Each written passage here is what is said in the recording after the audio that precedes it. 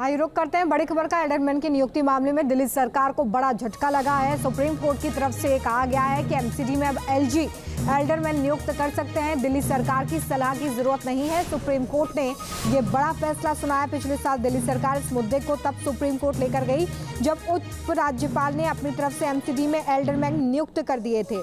केजरीवाल सरकार का ये कहना था कि पहले दिल्ली में एल्डरमैन की नियुक्ति चुनी गई सरकार ही करती आ रही है। तो ऐसे में इस पूरे मामले को सुप्रीम कोर्ट में सुना गया और ऐसे में दिल्ली सरकार को बड़ा झटका लगा है, क्योंकि सुप्रीम कोर्ट ने यह साफ कर दिया है कि एलजी की तरफ से एमसीडी में नियुक्ति में किसी भी तरीके से सलाह लेना जरूरी नहीं है दिल्ली सरकार की। इसका सीधा और साफ मतलब ये है कि एलजी अपने हिसाब से एल्डरमैन की नियुक्ति एमसीडी में कर सकते हैं।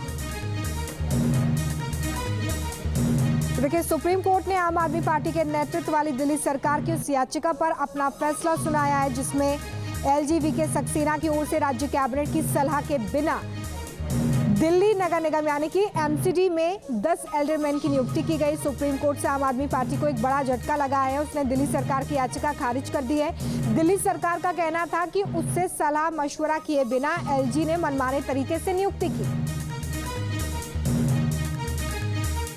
सुप्रीम कोर्ट का जो निर्णय आया है उसने इस बात को साफ कर दिया है कि दिल्ली के लेफ्टिनेंट गवर्नर ने कानून के अंतर्गत ही एल्डरमैन का मनोनयन किया था, जिस पर जैसे आम आदमी पार्टी की आदत है हर मसले पर उन्हें आरोप लगाने हैं, दूसरों को कटघरे में खड़ा करना है, तो उनकी उस राजनीति को एक सिरे से नकार दिया गया है सुप्रीम कोर्ट के इस निर्णय द्वारा। और अब स्टैंडिंग कमेटी का तुरंत गठन होना चाहिए जिससे दिल्ली की जो समस्याएं हैं उनके बारे में गंभीरता से काम हो सके। सुशील पांडे इसी खबर पर ज्यादा जानकारी के साथ जुड़ गए हैं। सुशील, ये तस्वीर अब बिल्कुल क्लियर हो गई है कि बिना सलाह के एल्डरमैन की नियुक्ति कर सकते हैं एलजी, और क्या कुछ कहा है कोर्ट ने?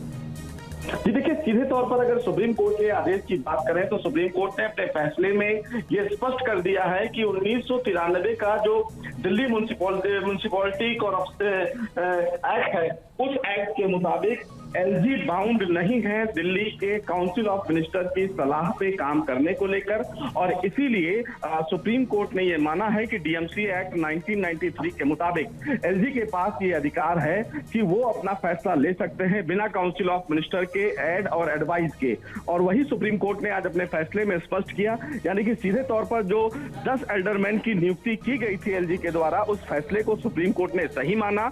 दिल्ली सरकार की तरफ से ये बात जाहिर करते हुए याचिका दाखिल की गई थी कि जो उपराज्यपाल हैं वो काउंसिल ऑफ मिनिस्टर के एड और एडवाइस के बिना कोई फैसला नहीं ले सकते हैं, और इसी बाबत उन्होंने सुप्रीम कोर्ट में याचिका दाखिल की थी। लेकिन आज सुप्रीम कोर्ट ने दिल्ली सरकार की इस दलील को खारिज किया और ये कहा कि दिल्ली के जो उपराज्यपाल हैं उनके पास पर्याप्त अधिकार है। जी ठीक है, बहुत शुक्रिया इस तमाम जानकारी के लिए सुशील।